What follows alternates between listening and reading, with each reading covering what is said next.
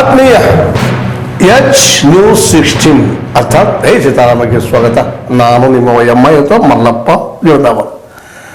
ಆದ್ಮೇಲೆ ತಾವು ಜನ ಸುದ್ದಿಗಳ ಸಲುವಾಗಿ ವೇಟ್ ಮಾಡ್ತಾ ಇದ್ದೀರಿ, ಬರ್ತಾ ಇದ್ದಾವ, ಏನೇನು ನಡೀತಾ ಇದೆ ಏನೇನಿಲ್ಲ ಅನ್ನೋದನ್ನು ನೋಡ್ರಿ.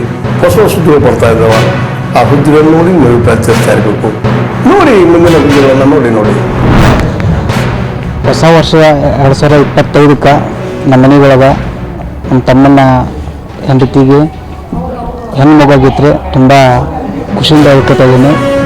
ಹೊಸ ವರ್ಷಕ್ಕೆ ನಮ್ಮ ಮನೆಗೆ ಮಹಾಲಕ್ಷ್ಮಿ ಬಂದಂಗೆ ಮಗಳು ಬಂದಾಳ.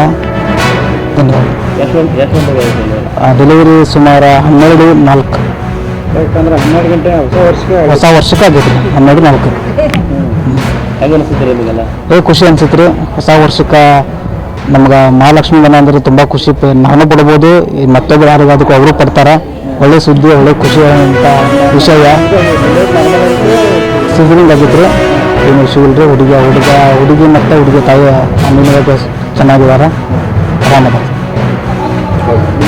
ನನ್ನ ಹೆಸರು ನರಸಿಂಹ ತಳವಾರ್ ಅಂತ. ನಮ್ಮ ಪ್ರಾಪರ್ ಅವ್ರನ್ನ ಹಲಸಿ. ಈಗ ಇತ್ತೀಚೆಗೆ ಏನು ಮೂಡ ಹಗರಣ ಮತ್ತು ಸಿದ್ದರಾಮಯ್ಯ ಇಲ್ಲಿವರೆಗೆ ಸೇಫ್ ಇದ್ರು. ಯಾವಾಗ ಮೂಡ ಹಗರಣ ಹೊರಗೆ ಬಂತು, ಯಾವಾಗ ವಾಲ್ಮೀಕಿ ಕಾರ್ಪೊರೇಷನ್ ಅಲ್ಲಿ ಸ್ಕ್ಯಾಮ್ ಹೊರಗೆ ಬಂತು, 100 ಕೋಟಿ ಅವ್ಯವಹಾರ, ಮೂಡ ಹಗರಣದಲ್ಲಿ ಬದಲಿ ನಿವೇಶನ ತಗೊಂಡಿದ್ದು, ಅವೆಲ್ಲ ಕಾನೂನು ಬಾಹಿರ.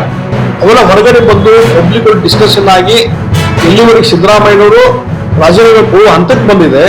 ಅದಕ್ಕಾಗಿ ಇವೆಲ್ಲವನ್ನು ಡೈವರ್ಟ್ ಮಾಡೋ ಸಲುವಾಗಿ ಮತ್ತು ಭಾರತೀಯ ಜನತಾ ಪಾರ್ಟಿ ನಾಯಕರು ಈ ಎಲ್ಲ ಸಿದ್ದರಾಮಯ್ಯ ವಿರುದ್ಧ ಹೋರಾಟ ಮಾಡಬಹುದು, ಈ ಕಾಂಗ್ರೆಸ್ ಪಾರ್ಟಿ ವಿರುದ್ಧ ಹೋರಾಟ ಮಾಡಬಹುದು ಅನ್ನೋಂಥ ಕಾರಣ ಸಲುವಾಗಿ ಒಂದು ಹೆದರಿಕೆಯ ಒಂದು ವಾತಾವರಣ ನಿರ್ಮಾಣ ಮಾಡೋ ಸಲುವಾಗಿ ಈ ಟಾರ್ಗೆಟ್ ಕೆಲಸ ಮಾಡ್ತಾರೆ. ಇದರಲ್ಲಿ ಇವತ್ತು ಇವತ್ತು ಕೇಸ್ ಮೊದಲು ಹಾಕ್ಬೋದಾಗಿತ್ತಲ್ಲ. ಇವತ್ತು ಕರೋನಾದ ಬಗ್ಗೆ ಅಲ್ಲಿ ಅದಕ್ಕೂ ತನಿಖೆ ಚಾಲು ಮಾಡಿ FIR ಫೈಲ್ ಮಾಡಿದ್ದಾರೆ. ಸಿದ್ದರಾಮಯ್ಯ ಬಂದ ಮೇಲೆ ಮಾಡ್ಬೋದಾಗಿತ್ತಲ್ಲ. ಈ ಜಸ್ಟಿಸ್ ಕುಂಡಾ ಅವರು ಆಯೋಗ ಮಾಡಿದ್ದಾರೆ, ಅದು ಇನ್ನೂ ವರದಿ ಕೊಟ್ಟಿಲ್ಲ.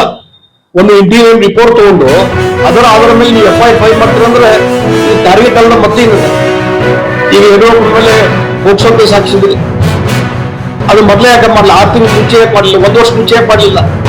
ಕಂಪ್ಲೇಂಟ್ ಕೊಟ್ಟಾಗ ಯಾಕೆ ಮಾಡಲಿಲ್ಲ? ಈಗ ಯಾಕೆ ಮಾಡ್ತೀರಿ? ಇವೆಲ್ಲ ಟಾರ್ಗೆಟ್ ಇಟ್ಟು ಬಿಜೆಪಿ ನಾಯಕರನ್ನ ಎದುರಿಸುವಂತ ಕೆಲಸ ಇಲ್ಲ. ಈಗ ದಾವಣಗೆರೆಯಲ್ಲಿ ಯಡಿಯೂರಪ್ಪ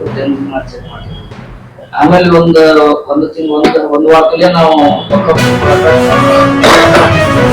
ಸಭಾಪತಿಗಳ ಮಧ್ಯಸ್ಥಿತಿಯಲ್ಲಿ ಮುಗಿದು ಹೋಗುವಂತ ಪ್ರಕರಣ ಏನಾದರೂ ಅವರು, ಯಾಕಂದ್ರೆ ಇದೆಲ್ಲ ಘಟನೆ ನಡೆದಕ್ಕೂ ಒಂದು ವಿಧಾನ ಪರಿಷತ್ ಅವ್ರ ಸೈಡ್ಗೆ ಕೌನ್ಸಿಲ್ ಇದ್ರೆ ಅದನ್ನು ವಿಚಾರ ಮಾಡ್ಲಿಕ್ಕೆ ಅವ್ರಿಗೆ ಪೊಲೀಸ್ ಅಧಿಕಾರಿ ಎಲ್ಲ ಇದೆ. ಹೀಗಾಗಿ ಸಭಾಪತಿ ವ್ಯಾಪ್ತಿಗೆ ಬರುವಂತಹದ್ದು ಈ ಕೇಸನ್ನ ಇವತ್ತು ಪೊಲೀಸರು ತಮ್ಮ ಕಡೆ ತೆಗೆದುಕೊಂಡಿದ್ದು, ರಾಜ್ಯ ಸರ್ಕಾರದ CID ನೇಮಕ ಮಾಡಿದ್ದು, ಇವೆಲ್ಲ ಕಾನೂನು ಬಾಹಿರವಾದಂತಹದ್ದು. ಅದಕ್ಕಾಗಿ ನಾ ಇವತ್ತು ಹೇಳ್ತೀನಿ, ಇವತ್ತು ಸಭಾಪತಿಗಳ ಸುಪರ್ದಿಗೆ ಇದನ್ನು ಬಿಟ್ಟುಬಿಡಿ, ಅವ್ರ ನಿರ್ಧಾರ ಕೈಗೊಳ್ಳಿ ನನ್ನ ಬಗ್ಗೆ. ಅದನ್ನ ಬಿಟ್ಟು ಇವನ್ನ ಕೇವಲ ರಾಜಕೀಯವಾಗಿ ದುರ್ದೇಶಿಸಿಕೊಂಡು ರಾಜಕೀಯವಾಗಿ ಹರಾಸ್ಮೆಂಟ್ ಮಾಡೋ ಸಲುವಾಗಿ ಭಾರತೀಯ ಜನತಾ ಪಾರ್ಟಿಯ ನಾಯಕರನ್ನ ಟಾರ್ಗೆಟ್ ಮಾಡ್ತಿದ್ರೆ, ಅದರಲ್ಲಿ CT ರವಿ ಅವ್ರನ್ನು ಟಾರ್ಗೆಟ್ ಮಾಡಿ ಈ ಕೆಲಸಗಳು ಮಾಡುವಂತ ಕೆಲಸ ಇವತ್ತು ಕಾಂಗ್ರೆಸ್ ಸರ್ಕಾರ ಮಾಡ್ತಾ ಇದೆ. ಇದು ಇಲ್ಲಿಗೆ ನಿಲ್ಲಿಸ್ಬೇಕು. ಇಂಥದಕ್ಕೆಲ್ಲ CID ತನಿಖೆ ಅನ್ನುವಂಥದ್ದಕ್ಕೆ ಹೋಗಿದ್ದು ನೋಡಿದ್ರೆ ಸರ್ಕಾರ ಎಷ್ಟು ಬಿಜೆಪಿ ಲೀಡರ್ಸ್ ಮೇಲೆ ಹೆದರಿಕೆ ಆಗಿದೆ. ಅವ್ರು ಟಾರ್ಗೆಟ್ ಇಟ್ಟು ಹರಾಸ್ಮೆಂಟ್ ಮಾಡ್ತಾರೆ ಅನ್ನೋದು ಉದಾಹರಣೆ.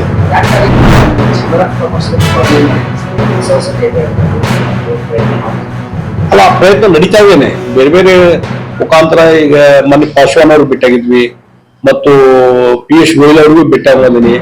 ಹೀಗಾಗಿ ಅದಕ್ಕೆ ಪೂರಕವಾಗಿ ಏನು ಉದ್ಯಮಿಗಳು ಬರಬೇಕು, ಅದಕ್ಕೆ ಪೂರಕವಾಗಿ ಹಲವಾರು ಕ್ರಮಗಳನ್ನು ಕೈಗೊಂಡಿದ್ದೇನೆ. ಅದರ ರಿಸಲ್ಟ್ ಬರ್ಬೇಕಾದ್ರೆ ಸ್ವಲ್ಪ ಟೈಮ್ ಬೇಕಾಗ್ತದೆ. ಆದಷ್ಟು ಈ ವರ್ಷದಲ್ಲಿ 2025ರಲ್ಲಿ ಬಹಳ ದೊಡ್ಡ ಪ್ರಮಾಣದಲ್ಲಿ ಒಂದು ಬದಲಾವಣೆ ತರುವಂತ ಕೆಲಸ ನಾನು ಮಾಡೇ ಮಾಡ್ತೀನಿ. ಆದ್ಮೇಲೆ ತಾವೆಲ್ಲ ನೋಡ್ತಾ ಇದ್ದೀರಲ್ಲ, ನ್ಯೂಸನ್ನ ನೋಡಿದ್ರಿ, ತಮ್ಮ ಅಭಿಪ್ರಾಯ ತಿಳಿಸ್ತಾ ಇರಬೇಕು.